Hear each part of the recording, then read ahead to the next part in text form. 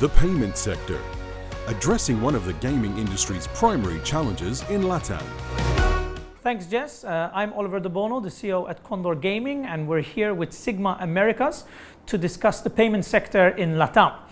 Many people have this perception, especially looking at from the European markets, that LatAm is, let's say, a singular state with very, very similar behaviors and customers and payment methods in the region. However, we're here to, let's say, break that myth, because we do now, as we've developed into this market, realize there is far more diversity than meets the eye. I want to kick things off just a little bit with you, Matthew, just speaking about, let's say, the European markets and the differences that you found in Latin America. Just a bit of an overview, as there are some major differentials. How would you, let's say, best coin those differentials in LatAm? Yeah, so I think the European market is quite consolidated. I think you've obviously got the European market from a regulatory perspective is quite diverse, and there's a lot of local regulation. When it comes to payments, there's a lot of cross-border acquiring. Visa and MasterCard, you have one acquirer or two acquirers, and that covers you pretty much across Europe. LatAm's a very different beast. A lot of customers and operators that we speak to in Europe tend to think that, as you say, LatAm is just a country. They think, tell me the conversion rates you have for Visa and MasterCard in Brazil and we're good to go. But unfortunately, it doesn't quite work like that. There's a lot of challenges with alternative payment methods that are prevalent in the region. And as you say, you need to be focused on individual countries and understanding those individual countries. Just because you do Spain and Portugal in Europe doesn't mean that you can just turn up in LatAm and get going with Visa and MasterCard and hope everything works. There's problems with, obviously, the Visa and MasterCard cross-border relationships. They're non-existent over there. They don't do cross-border in the same way as they do in Europe. And then on top of that, there's different challenges with things like 3D Secure, local payment methods, funding, repatriation, and it's really important to have local knowledge, which is the exciting thing about this panel, that we have Ari and Alfonso, who are on the ground in LatAm, or the individual countries in LatAm, Chile and Brazil, obviously, and we can hopefully get a good insight into the region from these guys. Yeah, that's really interesting. I mean, you coined it right there. It's the cross-border payments as well. Someone really needs to look at.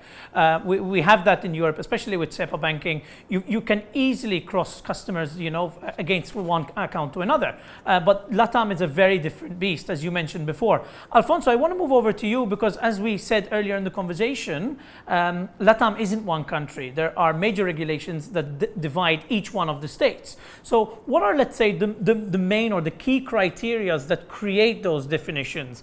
Because in Europe, we know, as we said earlier in our conversation, there are a number of methods that you can be used across all, let's say, 27 major states. However, when it comes to LatAm, you have nearly as many, in some cases, per state. So, Alfonso, let's elaborate a little bit on the diversity of the beast that is LatAm and the potential that is there over there. Yeah, thank you, Ari and Oliver.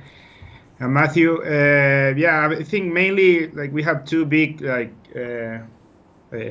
sides here. So one is the perception and preferences that people in different countries has about online payments, and then we have the different regulation scenarios. So, for example, I don't know, in Peru, it's completely a cash market.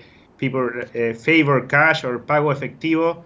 In Brazil, I think Ari can explain us later more about boletos, which is the main one. And Chile is a little bit closer to credit cards, such as maybe more similar to Europe, and I think Argentina as well. And then we have the regulation, which in Chile, for example, we don't have any regulation, and international operators can come in, or Ecuador, for example, is completely forbidden and illegal. And then Argentina, you have a kind of a weird scenario right now, which is legal in some provinces of Argentina, but the online companies can only operate in those states, and now also the states want to take some taxes from the online casinos. Colombia is regulated and most advanced one, and Peru it's a little bit similar to Chile, a little bit more advanced also in legislation. So it's each country is a different animal, and to go into LatAm, I think you have to to look at each one of them as a different strategy and yeah. But that's really interesting. As you said, you need to have a strategy for each of the countries. And what we want to do now is let's break down a little bit. One of the larger states or one of the larger countries that European operators have been looking at for some time, Brazil.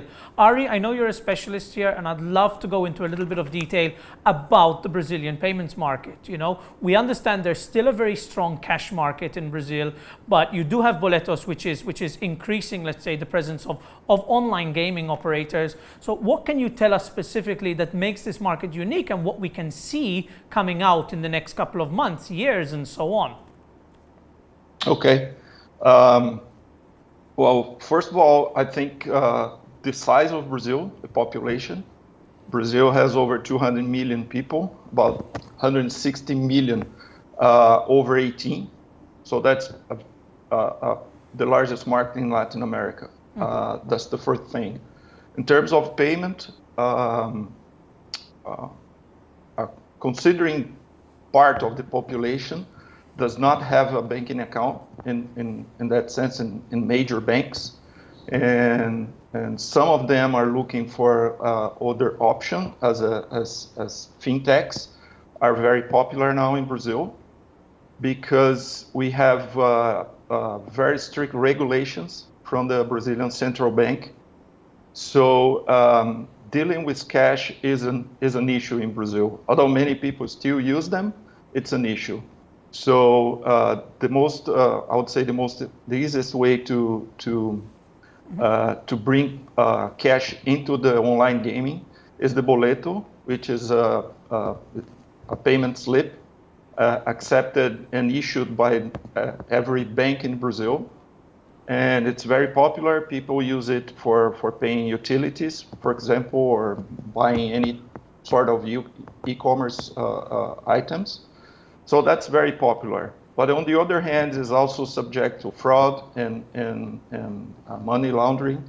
So the payment method, they have to be very cautious about that and have that in mind. You know, at Pay for Fun, what we do in terms of boleto, we only allow validated accounts customers to pay with boleto, and we set some limits for that because we think that's the best way to have a safe environment. Okay, that's very interesting. And again, you know, it is a market with huge potential. You touched on fraud before, and that's actually another thing I want to touch into a little bit. We said, you know, that the market is evolving. There is potential. But looking at boletos, just out of curiosity, I mean, is there an ID check? Is there a verification, or can anyone walk up with cash and gain access to one of these slips? Well, ideally, the concept behind boleto is very nice. You know, anyone can issue that on an e-commerce site or receive a payment, something at home to pay. It's a printed slip. But of course, people find a way to go around that. So if you know money laundering, if you can pay that on cash, you can go to a bank. Although the banks, they have limits to receive boletos in cash. I think it's 10,000 reais right now, which is around $2,000.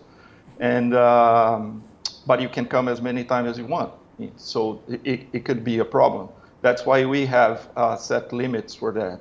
In terms of fraud, the boleto is for the merchant. It's a guaranteed transaction. But eventually, you know, hackers, they can go into, for example, your banking account and pay the boleto. So, you know, if someone hacks into your banking account, it could be a fraud, and you could be as a merchant, as a payment processing, you could be required to send back the money, to refund that money. It happens. It's not common, but it's something we are always aware and paying attention. So it depends. We also check the profile of the customer, why they are using boleto too much. You know, usually in the e-wallet, they like the boleto for the first transaction, for the first funding, because they don't know the company. They're not comfortable to give them information or credit card information, so they go to the boleto. It's very common. But once they like the solution, they start using it. We prefer bank transfer. Okay, that's really interesting, because it comes down to an element that we've actually come across quite a few times over the SiGMA Americas panel, and it's trust. Because, like you just said, that a customer doesn't yet know the operator. They might not want to share their credit card details. They think maybe that operator will, maybe run off with the credit card details or add, multiple charges, which actually creates the sense of, a security. And obviously, the customer, once they've used the boletos the first time, then they can say, okay, I've seen the product, maybe they've been paid out, and it starts to develop this relationship. But you mentioned then using credit cards. But what about the credit card market, both in Brazil and Alfonso? I also want to touch you with this one. The credit card market seems to, let's say, be a bit more rife in Europe. It's international. It's a MasterCard and Visa. How does it sit across the LatAm markets? Because there are so many alternative means, very often bank transfers and particular brands within every one of those countries. So what can we elaborate a little bit on why, let's say, credit cards have not grown to the level they are in Europe and Asia? Mm-hmm.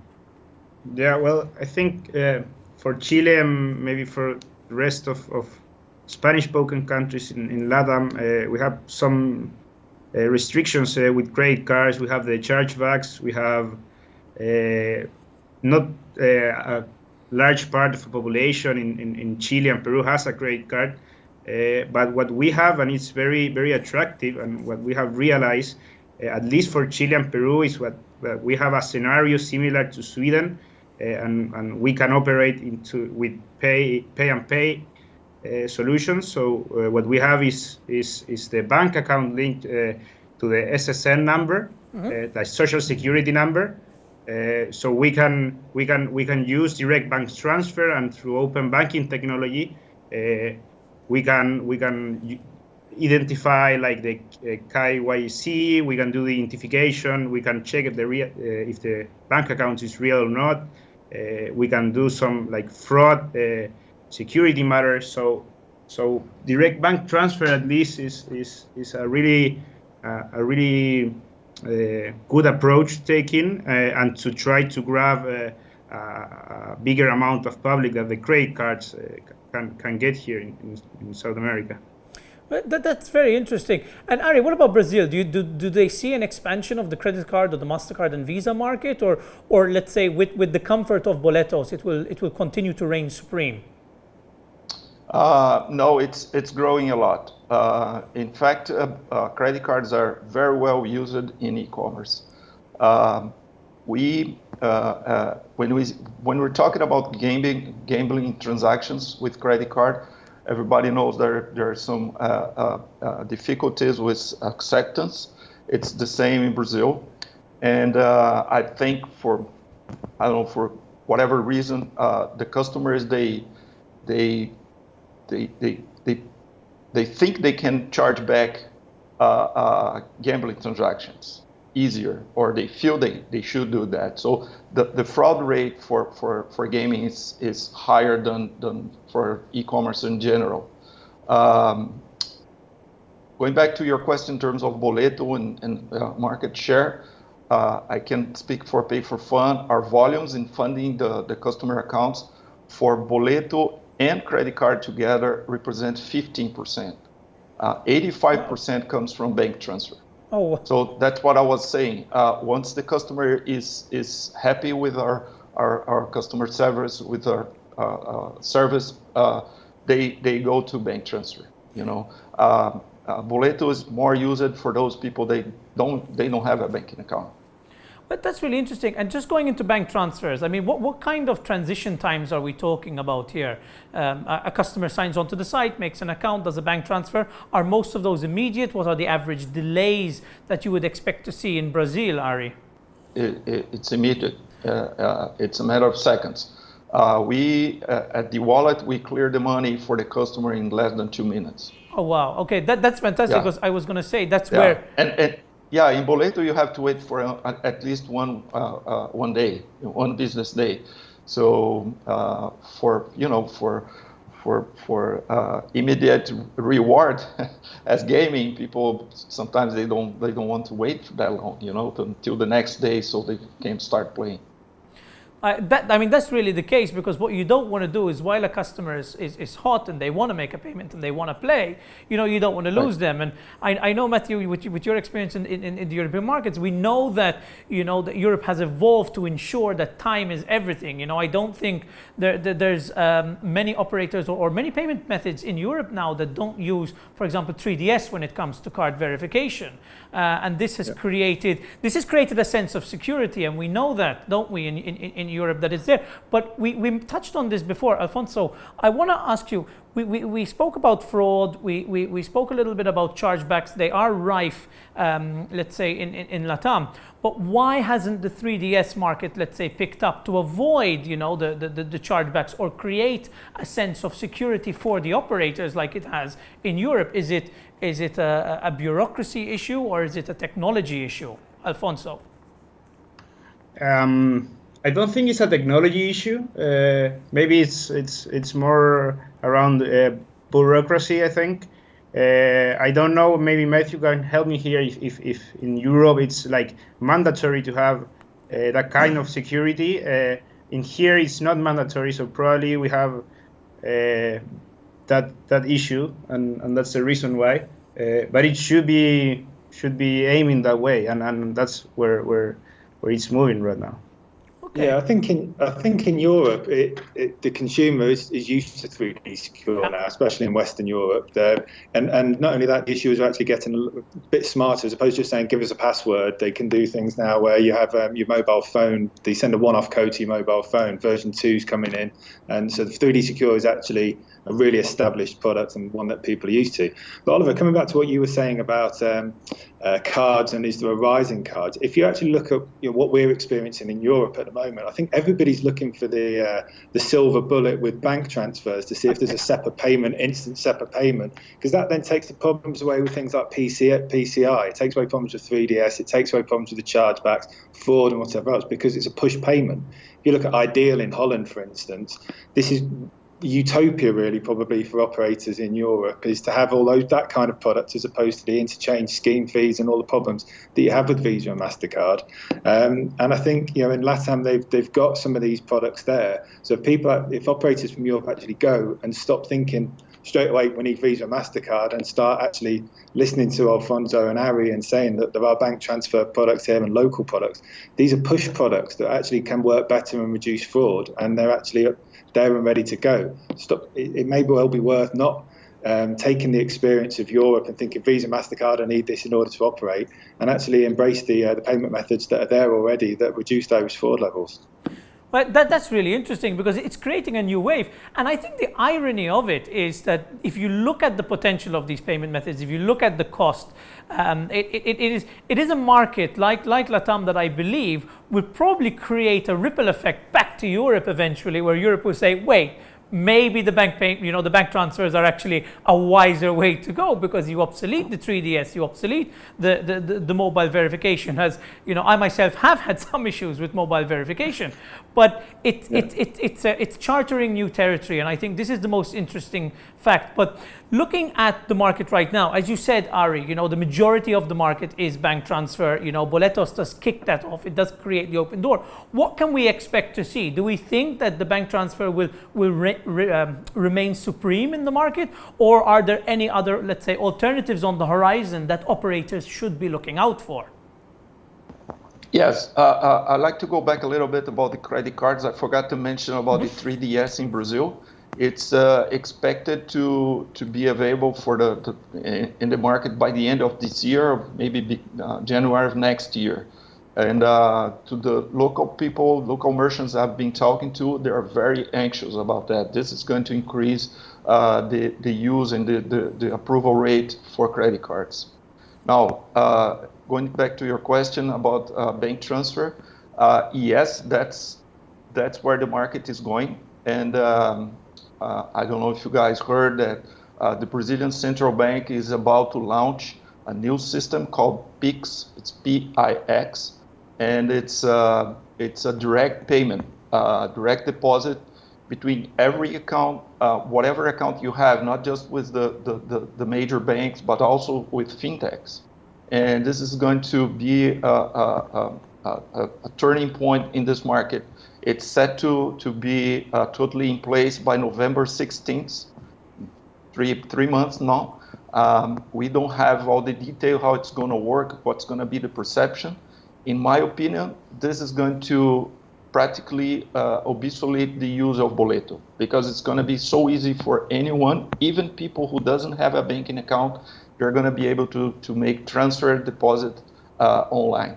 So this is going to be huge in Brazil as of November. And I think it's going to have a huge impact in payment processing. At Pay for Fun, we are, of course, looking forward to it. We're already looking into development on our sides, changes we have to do, because this is going to be a breaking point for the payment industry in Brazil. Well, I mean, that's and fantastic. For the e-commerce in general, sorry. Well, again, as you said, that's all the more interesting for operators to be looking at the market.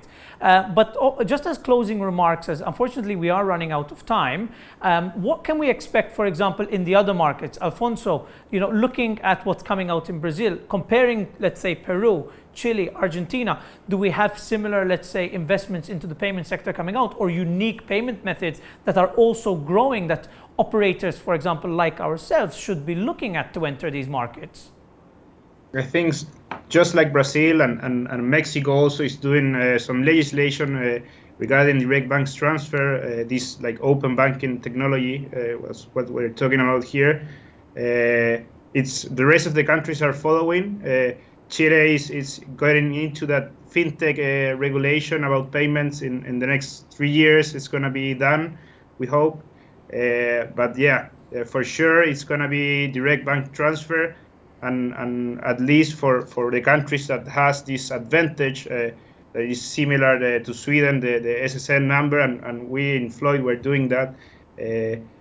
Direct bank transfer is the way to go here, and just like Ari is saying, it's going to replace the boletos, and it's going to improve also e-wallets, or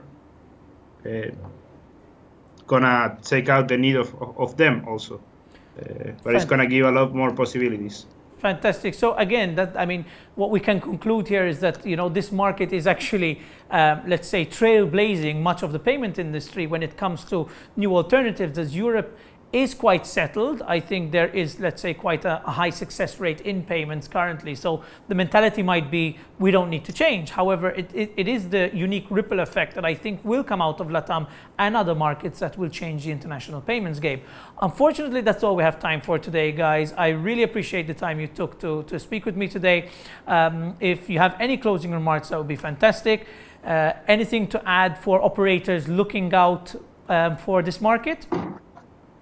I think, yeah, I mean, from my perspective, speaking to operators in Europe, there's a lot of people looking at going down to LatAm at the moment, and I feel sorry for some of the payments managers, because I think the business will sweep them down to LatAm, thinking we do Spain, we do Portugal, let's go down to LatAm. It's the perfect next step.